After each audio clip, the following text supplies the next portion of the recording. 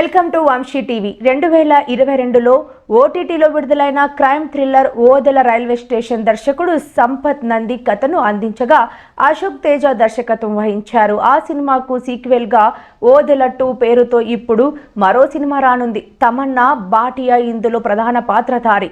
తొలి భాగానికి దర్శకుడైన అశోక్ తేజనే ఈ సినిమాకు కూడా దర్శకుడు. Sampath Nandi team works Madhu creations పతాకాలపై డి మధు ఈ చిత్రాన్ని నిర్మిస్తున్నారు.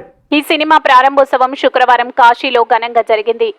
ముహూర్తపు సన్నివేశాన్ని తమన్నా 5 మేకర్స్ చిత్రీకరించారు. ఓదెల 2 థ్రిల్లింగ్ కలిగించే కథ అని, సంస్కృతి సాంప్రదాయాలతో పాటు ఓదెల మల్లన్న స్వామి ఓ గ్రామాన్ని దుష్ట శక్తుల నుంచి ఎలా రక్షించాడు అనేది ఈ కథలో ఆసక్తికరమైన అంశమని, ఆధ్యాత్మికతతో కూడిన థ్రిల్లర్ సినిమా ఇదని, విఎఫ్ఎక్స్ సినిమాలో టాప్ క్లాస్ గా ఉండబోతున్నాయని మేకర్స్ చెబుతున్నారు.